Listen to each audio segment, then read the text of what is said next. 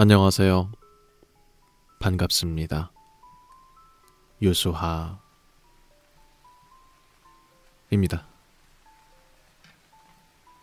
예. 오늘도 제가 돌아왔습니다. 여러분들의 편안한 숙면을 위해서. 오늘도 백야기담 한번 같이 읽어보도록 하겠습니다. 백야기담은요, 우리나라의 스레딕이라고 하는 익명 커뮤니티 사이트가 있는데요. 거기에 어떤 사람이 100일 동안 하루에 하나씩 도시전설들을 총 100개를 올린 거예요. 그걸 이제 제가 하나하나 읽어볼 거고요. 지난번에 읽었던 데부터 이어서 다음 이야기부터 읽어보겠습니다. 대한민국 목포의 해안에서 12km 떨어진 곳에 쇠섬이라고 불리는 무인도가 있습니다. 과거 쇠섬에는 아버지가 딸을 데리고 아내 없이 살았습니다. 그런데 딸은 성장해서 아리따운 아가씨가 되었고, 무슨 생각이 들었는지 아버지는 딸에게 여기서 자신과 아기를 낳고 살자면서 청혼을 했습니다. 딸은 기가 막혀 하면서 그건 소나 돼지 같은 동물들이 하는 짓이다. 음메 소소리를 내면서 나체로 이 섬 3바퀴를 돌면 아버지의 그 제안에 승낙하겠다 라고 답했습니다. 신난 아버지는 즉시 나체로 음메 소리를 내면서 섬 3바퀴를 돌았습니다. 하지만 돌아왔을 때 이미 딸은 목을 메어 죽어 있었습니다. 그 후 아버지는 미쳐서 야산을 나체로 소 흉내를 내면서 돌아다니다가 그대로 천지간을 날뛰는 원귀로서 섬에 남게 되었습니다. 지금도 음사할 때면 섬 전반에 음메 하는 기괴한 울음소리가 들린다고 합니다. 라고 하는 이야기입니다.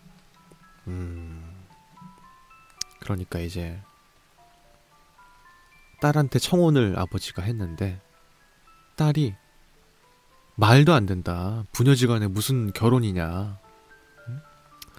아버지, 그러면 짐승마냥 음메 소리 내시면서 3바퀴 섬을 쭉 돌고 오시면 그때 제가 결혼하겠습니다. 이렇게 하니까 아버지는 신나서 이제 4발로 나체가 된 상태에서 음메 소리 내면서 이제 결혼할 생각에 들떠서 섬을 돌았는데 딸이 이제 그 모습을 봤겠죠. 어디서든지 간에. 그 얼마나 두려웠겠어요. 결혼을 위해서 저렇게까지 행동하는 아버지의 모습이 얼마나 무서웠겠어. 그러니까 이제 스스로 목숨을 끊어버린 이야기인 것 같은데요. 쇠섬이라고 하는 곳이 진짜 있나 검색해볼까? 쇠섬. 근데 목포에 쇠섬이라는 곳이 있긴 한 거야? 아니, 왜냐면은 목포 쇠섬을 검색하면은 죄다 제가 방금 읽었던 그 이야기만 나오거든요.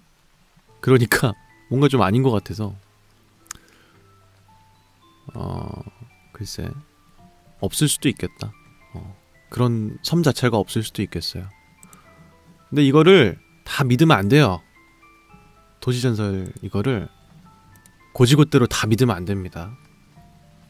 눈 뜨면 코 베어가는 게 도시전설 세계예요. 아시겠죠? 조심하세요. 어쨌든 이야기 자체는 굉장히 기괴하네요. 다음 이야기도 있습니다. 우리 국어에는 초록색을 지칭하는 말이 없습니다. 초록이라고 하는 한자어를 빌려와서 초록이라는 말을 쓸 뿐 노랑, 파랑, 하양, 검정, 빨강처럼 초록을 지칭하는 순 우리말은 존재하지 않습니다. 대신 푸르다라고 하는 단어로 초록색을 같이 표현하는 경우가 많습니다. 푸른빛, 푸른 산허리, 푸른 잎사귀 등등처럼 말이죠. 한자가 전해오기 전에 과연 우리 조상은 녹색을 어떻게 표기하고 말했을까? 어쩌면 그들 눈에는 초록색과 파란색이 푸르다라고 표기하게끔 같은 색으로 보였던 것은 아닐까? 라고 하는 이야기였습니다. 그러니까 이제 이상하잖아. 모든 색깔을 부르는 다 각자의 단어가 있는데 하필이면 녹색만 없었다는 거지. 녹색은 한자어를 빌려오니까. 근데 이제 예로부터 초록이랑 파란색을 좀 같이 푸르다라는 개념으로 써왔는데 그럼 그 푸르다라는 개념을 정말 두 가지 색깔 모두에게 적용했다는 건지 의문이죠. 혹은 혹시 조상님들은 녹색과 파란색을 구분 못하는 사람들이었던 걸까? 하는 이야기입니다. 글쎄요. 생각을 해본 적이 없는데 그런 것 같기도 하다. 네. 검색해봐야 되겠다. 초록의 순 한국말, 순 우리말. 녹색을 표현하는 우리 순 우리말이 있긴 한데요. 풀빛이래, 풀빛. 자, 뉴스 기사가 있네요. 읽어보겠습니다. 지금 보고 계시는 이 사이트는 오마이뉴스입니다. 초록이 아니라 풀빛입니다. 라고 하는 기사가 있네요. 지난 10월 21일입니다. 그날 새 소식 가운데 하나는 정부에서 빛 이름을 바꾼다는 이야기였습니다. 그동안 안 좋게 쓰던 빛 이름을 하나하나 바꾸는가 싶어서 귀를 쫑긋 세우고 들었습니다. 그런데 그 소식을 듣는 내내 씁쓸함이 가시지 않았어요. 여러 분야 전문가들에게 이야기를 듣고 새로운 빛 이름을 쓰기로 했다는데 그다지 좋아 보이지 않았거든요. 하나하나 꼼꼼하게 짚어보도록 하겠습니다. 라고 해서 일본식의 색 이름 체계를 40년 만에 대폭 개편하기로 했다 라고 합니다. 이거는 이제 좀 쓸데없이 외래어로 쓰이거나 너무 많이 일본어에서 온 유래된 그런 말들을 바꿨다는 건가 봐. 근데 그 중에서 제시된 게 녹색이 이제 풀빛이라는 개념으로 우리나라 말로 쓰자라고 했나 봐요. 근데 이게 뉴스가 언제냐면요. 2003년 11월 달 뉴스거든요. 2003년? 20년 전 기사인 거죠. 근데 지금 아무도 풀빛이란 말을 안 쓰잖아. 녹색을 보고. 그래서 좀 실패한 그건가 봐. 새싹빛, 풀빛 이런 말은 아무도 안 쓰잖아. 수박빛, 청록색이 수박빛이래요. 이런 말도 안 쓰고요. 남색을 쪽빛이라고 부른다. 이런 사람도 거의 없죠. 예. 옛날에 일본 애니메이션 중에서 쪽보다 푸르른이라고 하는 애니메이션이 있었는데 그거 말고는 쪽빛이라는 말 쓰는 걸 거의 본 적이 없는 것 같아요. 분홍색이 잇빛이고요. 갈색이 나뭇빛, 회색이 잿빛. 잿빛은 쓰는 것 같네. 장미색을 고추빛이라고? 에이, 누가 색깔을 고추빛이라고 해요. 말도 안 되지. 금발을 볕빛이라고 하자고 했대. 아니 근데 이게 녹색이랑 파란색을 혼용해서 쓰는 건 우리나라만의 이야기가 아닙니다. 미국 같은 서양 국가들도 두 개 단어를 섞어서 써요. 네. 자, 지금 여러분들께서 보고 계시는 이 사이트는 위키피디아 영문 문서입니다. 여기에 언어에서의 녹색과 청색의 구분에 대한 문서거든요. 블루 그린 디스팅션이라고 하는 그거예요. 자, 읽어볼게요. 많은 언어에서 영어로 파란색과 녹색으로 표현되는 색상은 복합어화가 돼서 하나의 포괄적인 용어로 표현이 됩니다. 그렇기 때문에 초록불을 파란불이라고 하잖아요. 그게 우리나라만의 얘기가 아니야. 전 세계적으로 그래요. 파란색과 녹색의 정확한 정의는 색조를 주로 구분하지 않고 채도나 명도와 같은 다른 색상 구성 요소나 묘사 대상의 다른 속성을 설명하는 용어로 사용함으로써 복잡해질 수가 있습니다. 예를 들어서 파란색과 녹색은 채도가 높을 땐 충분히 구분될 수 있지만 둘 다 채도가 낮을 경우에는 색깔의 구분이 어려워진다 라는 거네요. 이를테면 이쪽 부분을 보시면 파란색과 녹색 그 사이이잖아요. 근데 이게 명도 차이에 따라서 파란색처럼 보이기도 하고 녹색처럼 보이기도 해. 그렇기 때문에 두 가지 색깔을 혼용해서 쓰는 게 그다지 이상하지 않다. 예. 나는 근데 이걸 왜 알고 있는 거냐? 나 왜 알고 있지 이거를? 대학교 때 배웠나? 자, 일본어 단어에서 아오 라고 하면 파란색을 뜻합니다. 아오오니 할 때 그 아오가 청색이죠. 그죠? 풀을 청자를 써서요. 근데 일본어에도 녹색을 뜻하는 단어가 있습니다. 미도리죠. 근데 미도리라는 단어 자체는 헤이안 시대에서야 사용이 됐고요. 그 당시에도 오랫동안 미도리라는 단어가 생겼지만서도 아오랑 혼용돼서 써왔다는 거죠. 그래서 녹색과 파란색을 구분하는 교육 자료는 제2차 세계대전 이후에서야 사용이 되었습니다. 그렇기 때문에 일본에서도 파란색, 녹색을 구분을 잘 안 했다. 한국의 예시도 나옵니다. 한국어는 푸르다라는 게 파란색을 명시적으로 지칭합니다. 그치만 녹색이나 청록색을 의미할 때도 있습니다. 그렇기 때문에 푸르다라는 게 형용사로 쓰여서 푸른 하늘에 쓰이면 파란색을 나타내는데 푸른 숲처럼 숲 앞에 형용사로 붙게 되면 녹색을 나타내는데 사용하게 됩니다.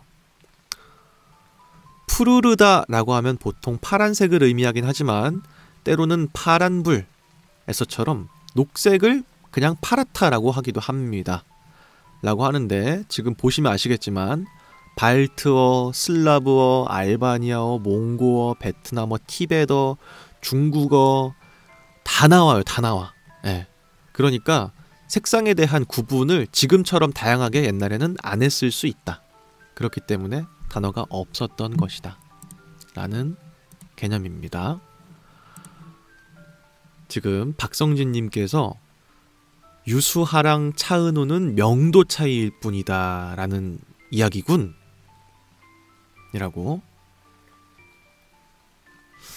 제가 누누이 말씀드리죠. 그런 말씀을 하시면은 돌은 제가 맞아요.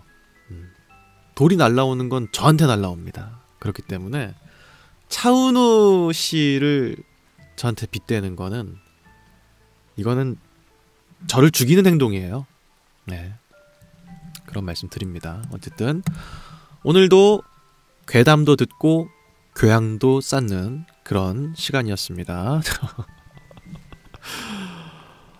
다음 이야기도 있어요. 비교적 간단한 강령술 방법 하나를 소개합니다.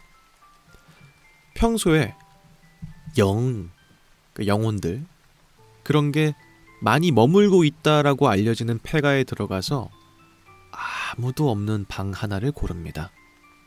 그리고 노크를 하면서 계십니까? 라고 묻습니다. 그 다음에 그 방에 다시 들어가서 문을 닫고 한 명 있습니다. 라고 말합니다. 계속해서 계십니까? 2명 있습니다. 이렇게 2명, 3명, 4명, 5명 점차 늘려가다가 10명째에서는 노크를 하다가 말고 그 자리에서 문을 벌떡 엽니다.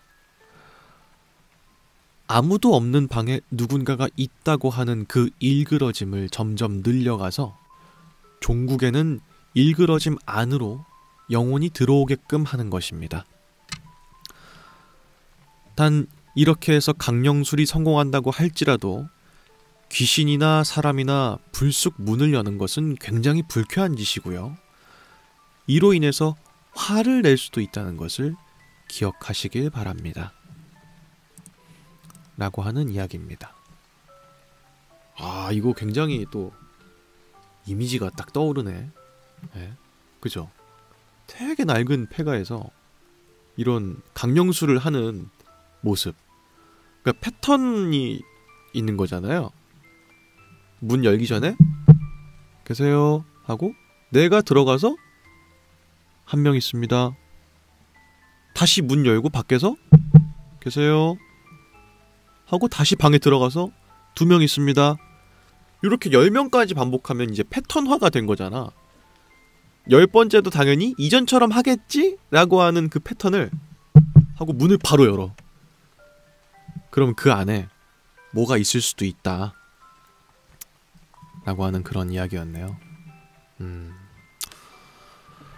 근데 뭐 저는 기본적으로 귀신을 안 믿는 사람인데 좀 이 이야기가 좀 더 저한테 무섭게 다가오는 이유는 벌컥 열었을 때 아무것도 없어야 정상인데 아 왠지 있을 것 같아. 아 뭐가 있을 것 같아. 문 벌컥 열었을 때 그 이미지가 좀 떠오르지 않으세요? 그죠? 그래서 약간 좀 기괴하네요. 여태까지 도시전설이라든지 괴담 같은 것들을 읽으면서 강령술과 관련된 거 굉장히 많이 읽었습니다. 제가 기억하기로만 해도 5개는 한 것 같아. 블러디 메리? 그거랑 그 성형 시켜주는 그 그림자 강령술 그거랑 모서리 왔다 갔다 하는 그 게임 같은 거 막 그런 거라든지 되게 여러 개를 많이 했는데 저는 사실 뭐 잘 믿질 않아서 와닿진 않아요. 근데 이제 이런 걸 또 무서워하는 사람들이 많은가 봐. 그러니까 이런 비슷한 이야기가 많은 거 아닐까? 그죠? 혼자서 하는 숨바꼭질 이런 거 있잖아. 저는 소신 발언하면 그 사람들이 왜 무서워하는지 공감이 안 돼. 혼자 하는 숨바꼭질 그런 거 말이 안 되잖아. 이거 너무 티예요? 너무 티야 이거? 괴담 읽는 사람인데 너무 티야? 근데 저는 좀 그래요. 네. 하여튼 그렇습니다. 다음 이야기도 있습니다. 초식 동물도 때로는 육식을 합니다. 토끼나 염소, 양이나 소 같은 초식 동물들도 체내에 단백질이 부족하다고 느끼면 채식 대신에 육식을 하기도 합니다. 보통은 쥐나 토끼, 작은 새, 벌레 같은 소형 동물들을 주로 먹는데 채식 동물은 되새김질을 하는 경우가 많아서 간간히 입에 피칠갑을 한 채 동물의 다리나 날개를 오물오물거리고 있기도 합니다. 또한 치아 구조 자체가 육식 동물과는 다르기 때문에 음식을 찢어 먹지 못하고 말 그대로 꼭꼭 씹어 먹습니다. 사냥 기술도 별달리 없어서 그냥 산채로 오물오물 씹어 먹는데 이때 사냥감은 극도의 공포와 고통에 시달리다가 죽게 됩니다. 만약 우리에 갇힌 상태에서 단백질 공급원이 따로 없으면 때로는 같은 동족을 뜯어 먹기도 합니다. 그런데 이렇게 동족을 뜯어먹고 자란 채식동물은 유달리 그 고기가 맛있다고 합니다. 라고 하는 이야기입니다. 진짜야? 초식동물도 육식을 한다고? 검색해봐야 되겠다. 나오는데? 네, 초식동물도 간혹 육식을 하는 경우가 있습니다. 초식 동물이 육식을 하는 이유는 여러 가지가 있는데 주로 염분 보충이나 영양 섭취 또는 사냥 또는 먹이를 훔치는 경우에 이루어집니다. 라고 하네. 그러니까 풀만 먹고 살기 때문에 염분을 충분히 얻기가 어려워서 작은 곤충이나 사체를 먹어서 염분을 보충하기도 한다고 하네요. 사냥을 할 때도 보통 곤충이나 작은 동물들을 사냥해서 먹는다고 합니다. 좀 기사를 좀 읽어볼까요? 네? 자, 지금 여러분들께서 보고 계시는 이 사이트는 한국일보입니다. 여기에 초식동물은 과연 풀만 먹을까? 라고 하는 뉴스 기사가 있습니다. 초식동물은 꼭 풀만, 육식동물은 꼭 고기만 먹을까? 내 생각은 꼭 그렇지만은 않다는 것이다. 초식동물의 경우에도 우골분이나 육골분이 들어간 사료를 전혀 거부감이 없이 잘 먹는다. 그러니까 이제 사료에 고기 성분이 들어가도 잘 먹는다는 거죠. 어릴 때 먹는 젖의 성분도 단백질 함량이 육식동물 쪽이 약간 높다는 것 외에는 거의 차이가 없다. 또한 육식동물, 초식동물의 어미들 모두 분만 후에 나오는 흡사 고깃덩어리라고 할 수 있는 태반을 똑같이 먹어 치운다. 토끼나 쥐는 스트레스를 받으면 자기 새끼를 몽땅 먹어버리기도 한다. 침팬지나 비비원숭이 역시도 초식 위주의 식사를 하지만 가끔씩은 사냥을 하기도 한다. 반면에 육식만 즐길 것 같은 고릴라는 거의 초식동물에 가깝다고 한다. 새들도 육식성 조류가 있고요. 초식성 조류가 있대요. 그래요? 환경에 따라서 식습관이 완전히 변해버리기도 합니다. 라고 합니다. 그렇기 때문에 육식동물, 초식동물 이런 걸 나누는 기준이 과연 적합하다고 할 수 있느냐라고 하는 게 이 기자분의 논지예요. 결국은 양쪽 동물이 다 그걸 먹기 때문에 이렇게 양립화할 수 있는 개념이 맞느냐라고 하는 그런 글이었네요. 어쨌든 그렇습니다. 이건 전혀 생각 못했네. 육식동물이 채식을 할 수 있다는 생각은 했는데 초식동물이 육류를 먹을 거란 생각은 전혀 못했네요. 예. 근데 여기서 말하는 것처럼 산채로 뜯어먹고 입에 막 피칠갑이 돼 있고 그러진 않을 것 같아. 예. 우리가 방금 알아봤던 것처럼 죽은 사체에서 고기를 먹거나 곤충을 뜯어먹거나 이런 것들은 있을 수 있을 것 같습니다. 어쨌든 그런 이야기였고요. 낙기견님께서 햄스터도 동족 구별이 안 돼서 서로 잡아먹는다고 하네요. 하셨는데 이거 옛날에 그 쓸데없는 상식이었나? 신박한 상식 알아보는 시간대 알아봤었거든요. 햄스터랑 토끼랑 다 새끼를 낳고 스트레스를 받으면은 새끼를 먹는다는 거야. 그래서 분리 조치를 해야 된대요. 새끼를 낳으면. 진짜 이상한 것 같아.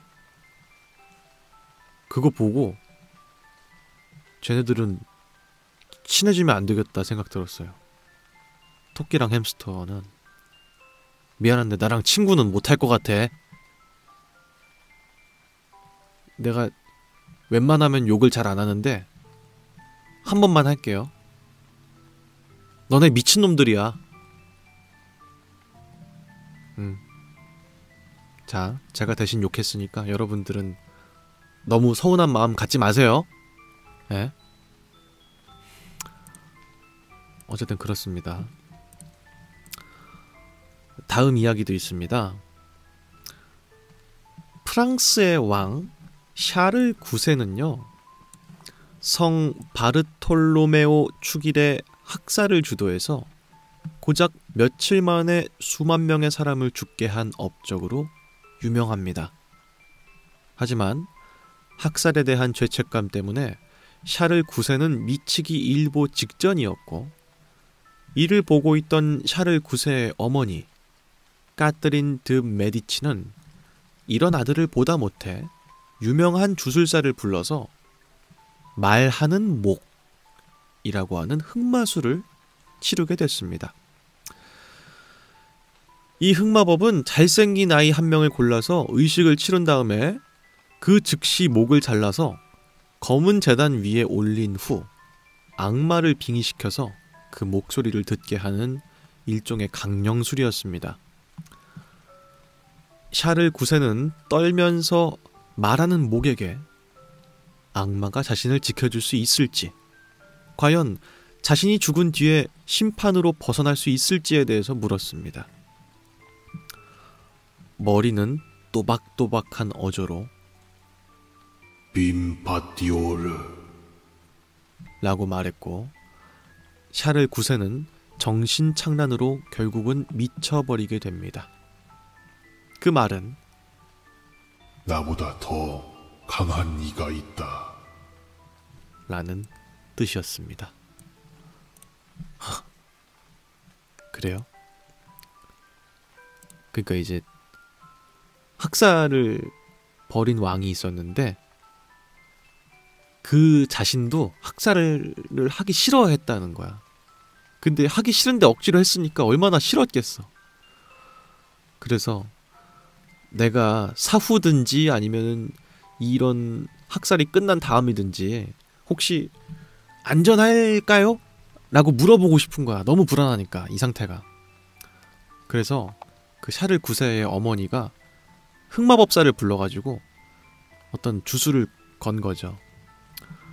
어린 아이 하나를 목을 댕강 잘라서 주술을 입력했더니 그 댕강 잘린 머리가 말을 해준 거예요.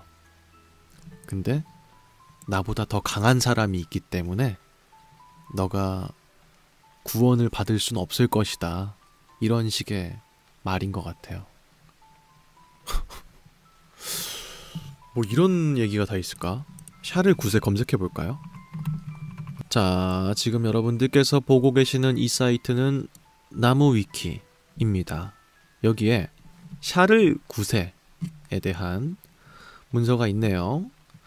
프랑스 발루아 앙굴렘 왕조 제4대 국왕 샤를 9세입니다. 1550년 6월 27일에 태어났는데 사망이 1574년 5월 30일이에요. 향년 23세. 너무 젊은 나이에 돌아가셨네. 근데 칙령 선포와 바시의 학살 뭐 이런 식의 얘기도 있고 전쟁을 되게 많이 치른 분인가 봐요. 성 바르톨로뮤의 대학살, 방금 우리가 알아봤던 그 이야기도 있습니다. 근데 흑마술에 대한 얘기는 없는데? 흑마법 왜 안 나와? 안 나와요. 그런 얘기는 없습니다.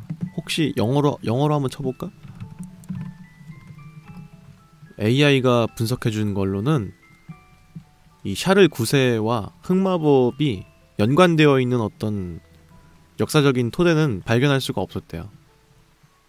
그래서 방금 읽은 이 이야기는 진짜인 것 같진 않습니다. 예. 여러분 반만 믿으세요. 반만. 나머지 반은 재미로만 즐겨주세요. 아시겠죠? 여기서 역사 공부하면 큰일 납니다. 근데 어쨌든 이미지가 떠오르잖아. 뭔가 방금 잘라낸 아이의 머리를 어떤 육망성 같은 그런 걸 바닥에다 그려가지고 머리를 올려놓고 흑마법을 해가지고 애가 막 어떤 지옥에서 굴러온 것 같은 그런 말을 하는 그런 이미지가 떠오르니까 약간 기괴하네요. 예. 어쩐지 눈은 빛나고 있을 것 같아. 눈은 확 빛나고 와와와와 이랬을 것 같아서 그런 이야기였습니다. 어쨌든 다음 이야기도 있습니다.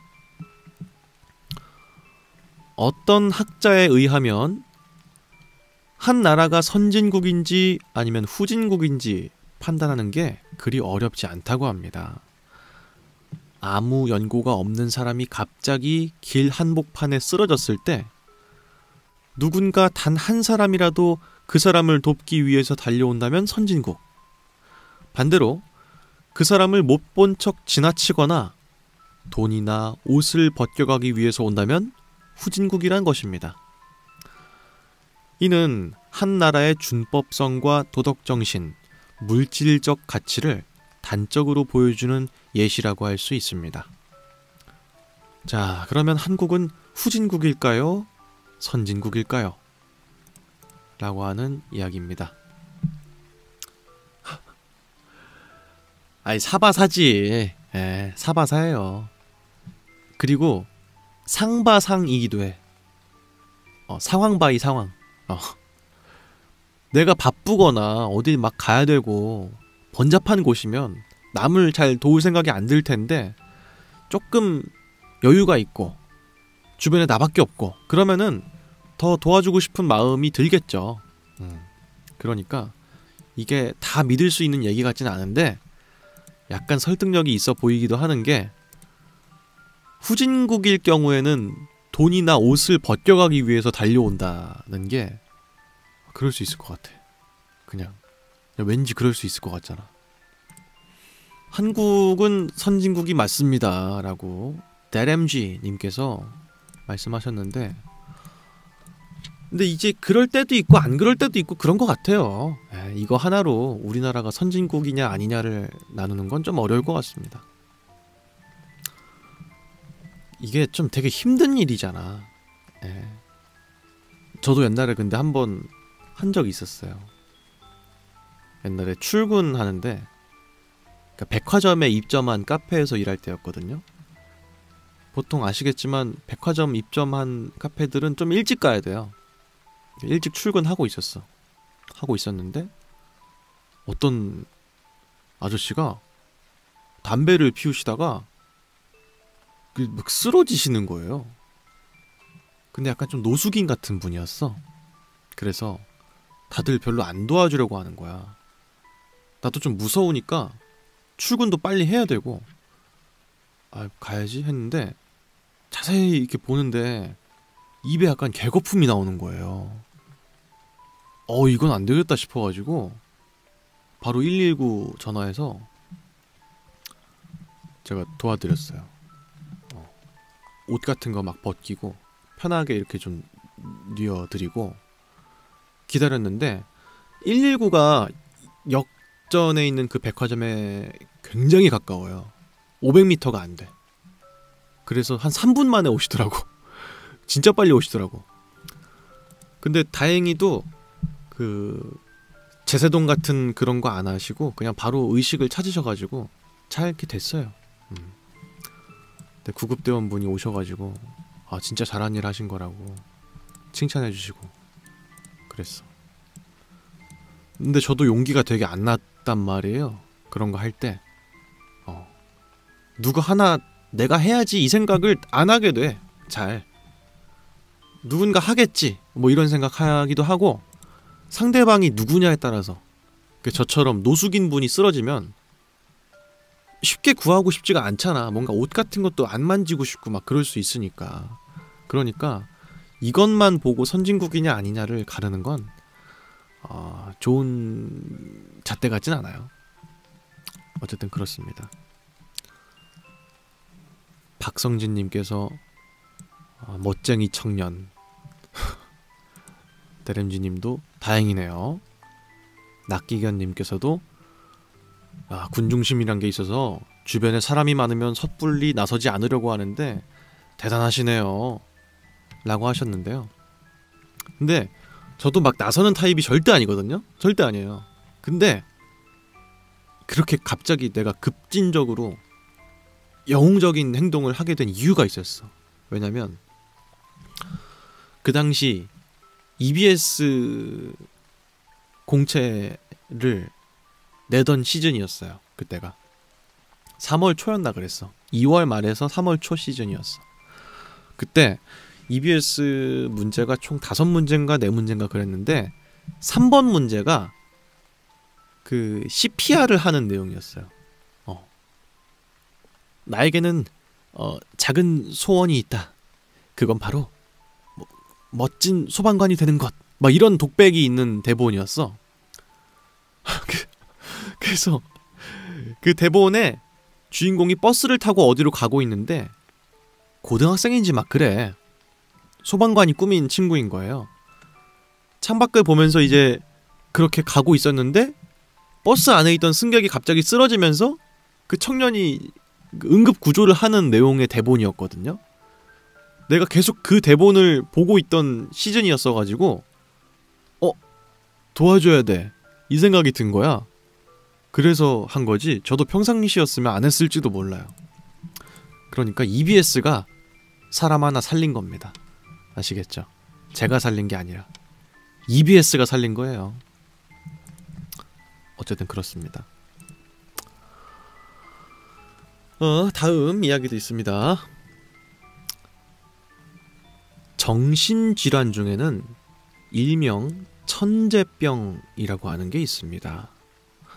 걸리면 천재가 되는 그런 병은 아니고 유독 천재들이 많이 걸리기 때문에 천재병이라고 불립니다. 정식 명칭으로는 하이퍼그라피아라고 하는데 주된 원인은 밝혀지지 않았습니다만 간질, 조울, 발작 증세를 보입니다. 이 병에 걸린 사람들은 온갖 창작의 열정에 사로잡히게 되고요. 글, 음악, 그림 등 자신의 창조성을 나타낼 수 있는 수단에 미친 듯이 몰입하게 됩니다. 모파상, 핸델, 고흐, 단테 등등 역사상 많은 천재들이 창조적 열병으로 말미암아서 고통받다가 종국에는 미치게 되면서 자살을 하거나 정신병원에 입원하는 말로를 보이기도 했습니다. 그 병에 걸렸던 사람의 말에 의하면 마치 무언가가 머릿속을 헤집고 들어와서 미친 듯이 뭔가를 속삭이는 것 같은 기분이라고 합니다. 그렇기 때문에 어쩌면 천재라고 하는 존재는 미치광이의 다른 이름일지도 모릅니다. 라고 하는 이야기입니다. 그러니까 천재라고 불리는 사람들은 그들이 좋아서 천재인 게 아니고 병적 기질 때문에 그런 활동들을 많이 할 수밖에 없는 거다 라고 하는 이야기인데요. 그런 병이 있나 한번 검색해 볼게요. 자, 지금 여러분들께서 보고 계시는 이 사이트는 위키피디아 영문이고요. 여기에 하이퍼그라피아에 대한 문서가 있습니다. 과서증이라고도 한대요. 이제 많이 쓰는 병이란 거죠.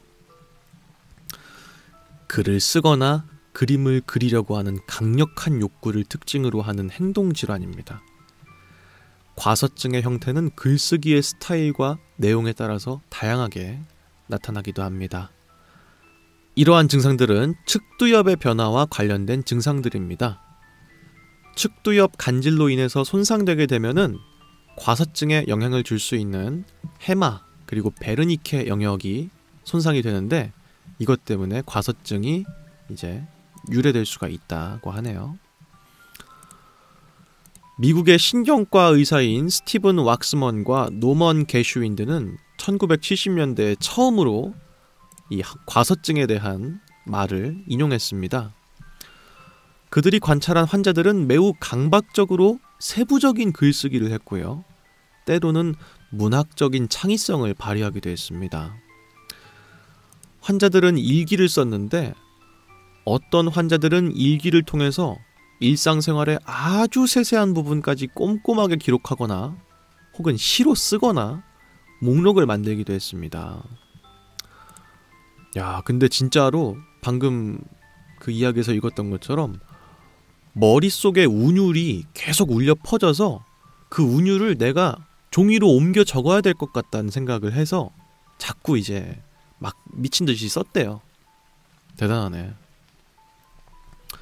이게 뇌에 어떤 밸런스가 안 맞게 되면서 실제로 벌어지는 일이라는 거죠. 정확하게 이해할 순 없지만 전문 용어들이 워낙 많이 나오니까 꼭 천재라고 해서 이 병에 걸리는 건 아닌 것 같아. 그냥 뇌손상이라든지 그런 게 왔을 때 이런 증상을 보이기도 한다. 하여튼 그렇습니다. 과서증이라고 하는 병이 실제로도 있다.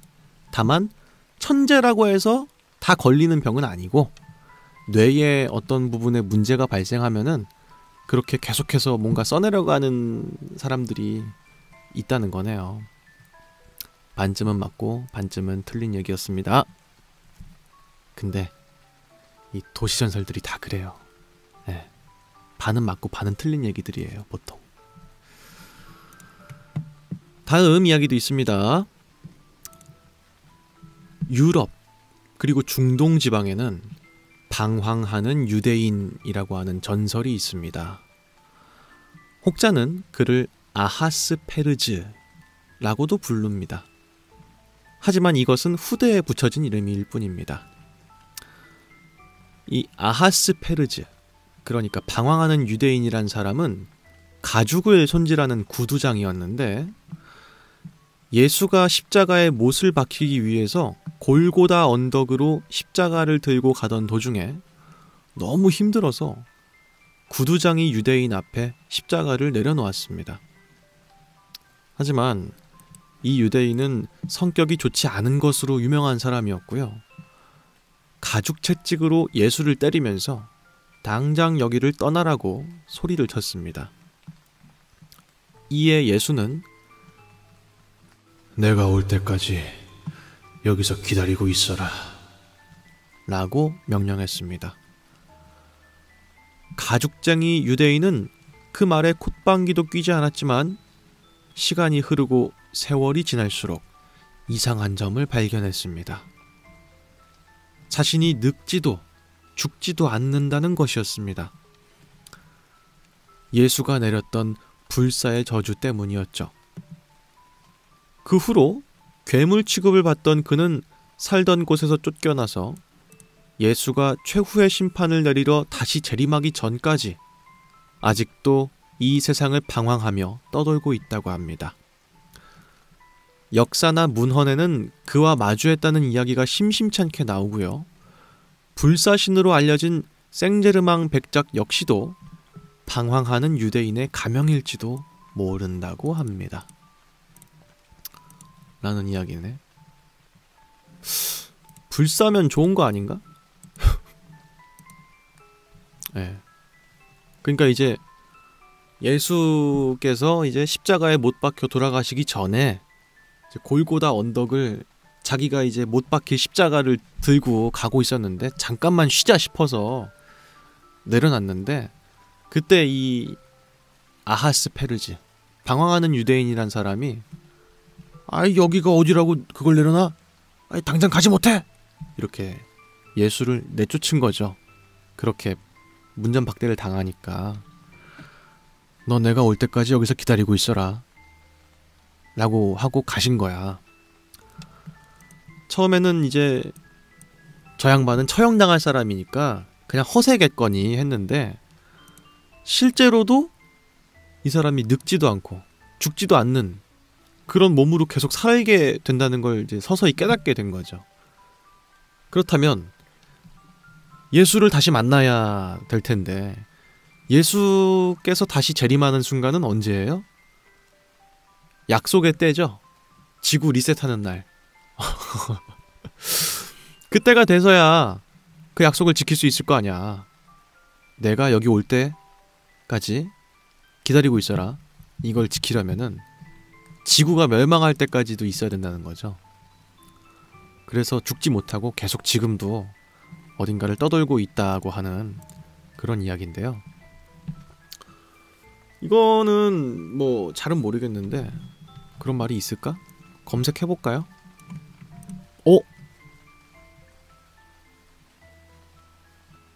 아니 왜 있어? 아니 젠장 왜 있는 거냐고. 지금 여러분들이 보고 계시는 이 사이트는 위키백과 한국어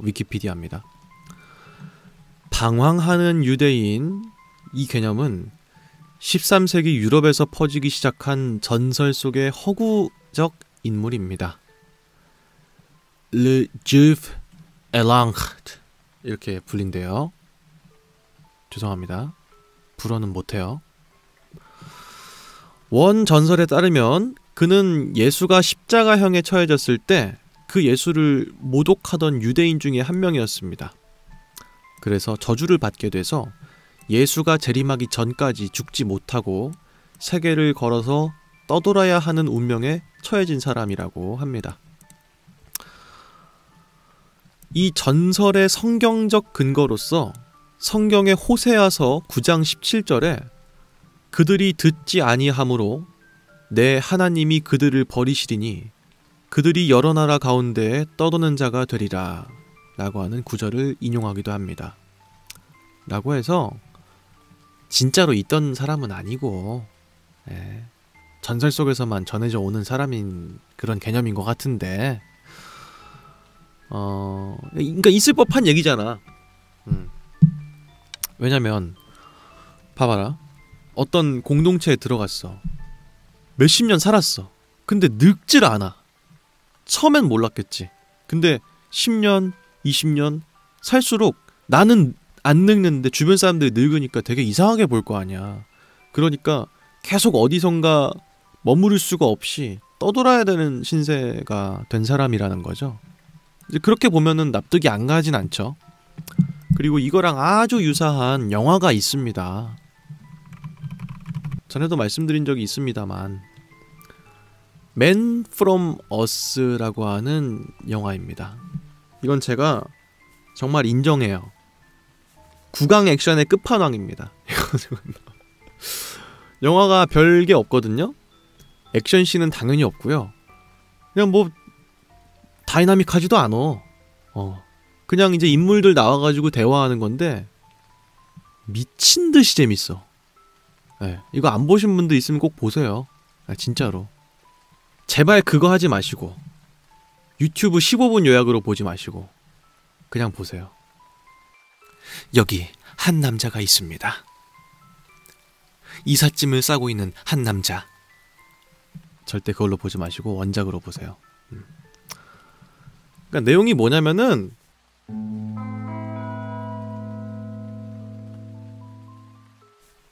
이 사람이 대학교 교수예요. 주인공이 대학교 교수인데 어느 날 갑자기 교수직을 그만두고 이사를 간다는 거야. 그래서 이미 짐을 다 쌌어. 근데 주변 교수들이 답답하잖아. 아니 떠난다는 거를 너무 급하게 말을 하고 가니까. 그리고 이제 이유도 마땅하게 안 알려주고. 그러니까 아니 자네 갑자기 이사를 왜 간다고 하는 거야? 막 이러면서 막 물어보는데 주인공이 대답을 안 해. 그냥 제가 좀 방랑벽이 있어가지고 때가 되면 이사를 다닙니다. 뭐 이런 식으로 대충 둘러대는데 주변 사람들이 끊임없이 자꾸 말을 하니까 그럼 좋습니다. 이왕 떠나는 거 믿지 않으실 테지만 제 이야기를 좀 해드리죠. 이렇게 하면서 자기 얘기를 꺼내는 거야. 근데 뭐냐면은 이 사람이 그 고대 인류 중에 하나였어. 그러니까 뭐 오스트랄로피테쿠스 막 이런 시절부터 살아있던 사람이야. 근데 어쩐 이유에서인지 안 죽어. 처음엔 이 사람도 몰랐겠죠. 근데 안 죽어. 그러니까 방금 그 이야기 봤던 것처럼 어떤 한 마을에 오래 있을 수가 없는 거야. 안 죽고 안 늙으니까. 왜냐면 지금은 뭐 장수하는 사람인가 보다 뭐 이런 식으로 받아들였겠지만 지금처럼 과학의 시대가 아니었던 막 중세 막 이런 데에서는 마녀 사냥의 대상이 되기도 하고 그랬을 거 아니에요. 저 사람은 사탄 들린 자다 막 이런 식으로. 그러니까 계속 떠돌아다닌 거야. 그러다가 인도, 중국 막 이쪽에 있었어. 근데 어떤 사람을 만났는데 너무 말을 잘하고 이 삶의 태도나 이런 게 너무 배움직했다는 거야. 그 사람이 누구? 석가모니. 고타마 시타르타가 살아있었을 때 만나서 대화를 했던 거예요. 그래서 너무 감명 깊게 그 부처의 가르침을 배워가지고 중동 지역으로 오게 됩니다. 중동 지역에서 부처한테 배웠던 그 가르침을 중동 사람들한테 전파하기 시작한 거야. 그래서 알고 봤더니 이 사람이 예수라고 칭하는 사람이었던 거야. 그러니까 퍼즐 조각이 다 끼워 맞춰지는 거야. 근데 이게 말이 안 되잖아요. 그러니까 교수들이 엄청나게 놀래. 왜냐면 이 사람이 그런 미친 소리 하는 사람이 아니었거든요. 되게 정상적인 사람이었단 말이야. 근데 지금 정신 나간 소리 하고 있으니까 다 추궁을 하는 거야. 심지어 그 자리엔 다 교수밖에 없었으니까 종교학 교수도 있었을 거고 뭐 생물학 교수도 있었을 거고 뭐 다 있었을 거 아니에요. 그런 사람들이 굉장히 어려운 질문들을 하는데 답변을 다 해, 이 사람이. 그거에 대해서. 그리고 이 주인공도 실제로 박사학위가 여러 개 있는 사람이야. 그래서 진짜인지 아닌지를 모르겠는 거야. 이 사람이 그냥 이사가는 날 당일에 헛소리 찍찍하다 가는 건지 아니면 정말 그 사람이 말한 이유 때문에 이사를 가는 건지 영화 보는 내내 믿겨지지가 않는 거야. 어떤 결말을 맞이하게 될지는 여러분들이 영화를 직접 보시면 될 것 같습니다. 이 영화의 백미는 이 사람이 논리로 반박하는 거거든요. 교수들의 말들을. 근데 반박하는 그 말들이 일반인인 우리가 들어도 납득이 다 돼버려. 그러니까 되게 재밌어요. 아시겠죠? 여러분들이 직접 보세요. 유스하의 영화 대 영화 시간이었습니다. 매너님께서 영화 요약 보지 말라고 했지만 결국 본인이 다 요약해버리신 점점점 하셨는데 저는 결말 포함 안 했잖아요. 결말 미포함. 아 그리고 이거 영화가 언제적 영화인데 2007년 영화예요. 20년 된 영화인데 영화 그냥 안 볼 사람들이었으면서. 다음 이야기도 있어요. 이 이야기가 마지막 이야기일 것 같습니다.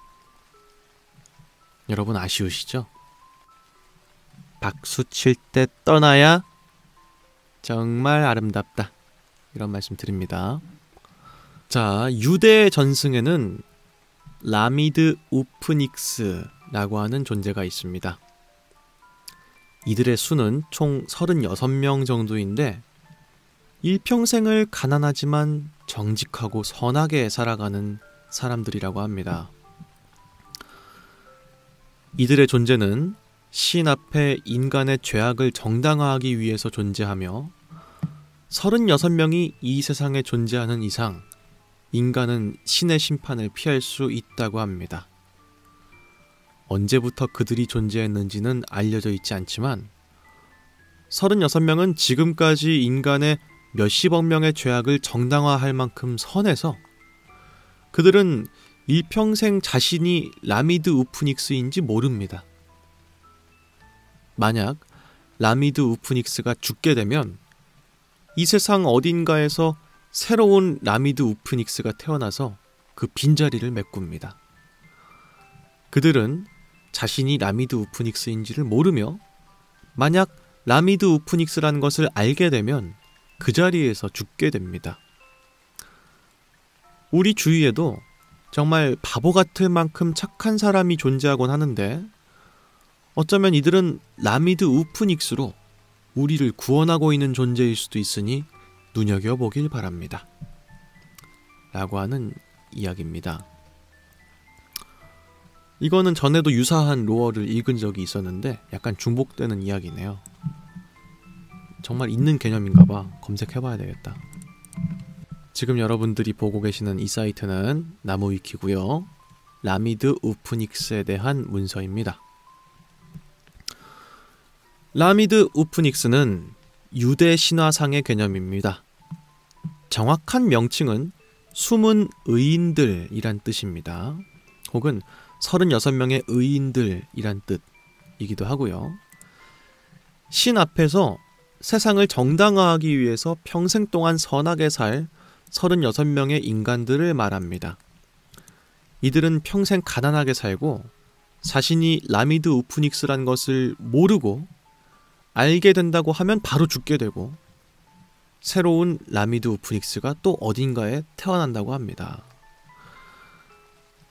이러한 믿음은 도시 전체가 타락한 소돔과 고모라에 10명의 의인이라도 있으면 멸망시키지 않겠다고 하는 성경의 창세기에도 유사한 것이 등장합니다. 라고 하네요. 그러니까 이게 무슨 말이냐? 우리 인간들이 죄를 얼마나 많이 짓고 살아요. 그러니까 하나님은 벼르고 있어 지금. 하나님은 인간들 한번 이거 지구 리세마라 한번 해야 되는데 심판의 날 한번 해야 되는데 이거 대격변 이벤트 한번 해야 되는데 이러면서 계속 칼을 갈고 계신단 말이야. 근데 하나님이 재림하는 건 좋다 이거예요. 근데 재림하게 되면 우리가 다 이제 이거란 말이야 이거. 그러니까 우리가 죄를 짓고 살고 있는 정말 죄인들이지만서도 이 라미드 우프닉스 이 사람들을 보면서 그 노여움을 풀어주십시오 라고 하는 거라는 거죠. 36명의 이 사람들은 너무 착한 사람들이고 죄라는 걸 아예 짓고 살지 않는 사람들이기 때문에 이 사람들이 어떻게 보면은 70억 명의 지구의 사람들이 짓고 있는 죄를 다 짊어지고 살고 있는 사람들이라는 거지.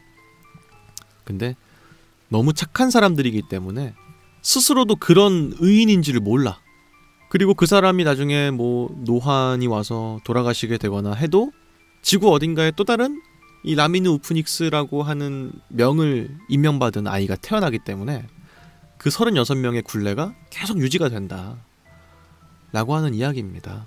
제가 이전에도 뭐 말씀드린 적이 있던 것 같은데 제가 봤을 때는 이 개념이 그거인 것 같아요. 절대선에 대한 어떤 믿음? 판타지 같은 느낌? 어딘가엔 정말 죄를 절대 짓지 않은 퓨어한 인간이 있을 것이다 라고 하는 기대감에서 왔을 것 같고, 두 번째는 이 유대교 신화 이게 얼마나 희망적인 얘기예요. 가난한 사람들한테. 이 가난한 사람들한테 혹시 내가 라미드 우프닉스가 아닐까? 라고 하는 희망을 심어주기가 너무 좋은 이야기인 것 같아요. 그들을 더더욱이 유대교의 이 종교적인 사상을 더 강하게 믿게 만들 수 있는 원동력이 될 수도 있을 것 같아요. 우리 집이 정말 지금 찢어지게 가난하고 왜 우리 부모님은 맨날 너무 착해서 이득 한 번 못 취하고 남들한테 다 퍼주기만 할까 답답하게. 근데 한켠에는 혹시 우리 부모님이 라미드 우프닉스가 아닐까? 이런 생각이 들 수도 있으니까 이게 특정적인 사람들한테는 엄청 희망적인 얘기가 될 수도 있을 것 같아요. 어쨌든 뭐 그렇습니다. 간혹 가다가 도시전설들도 감동이 전해져 오는 그런 이야기도 있다. 무서운 이야기만 있는 게 아닙니다. 감동, 눈물 이런 것들도 다 있다. 이런 말씀 드리면서 오늘의 백야기담 여기서 마치겠습니다. 100가지 이야기 중에서 45개 읽었습니다. 이제 절반 정도 왔군요. 조금만 더 힘내주시면 끝까지 다 들으실 수 있을 것 같습니다. 저는 그럼 다음 시간에 또 찾아오겠습니다.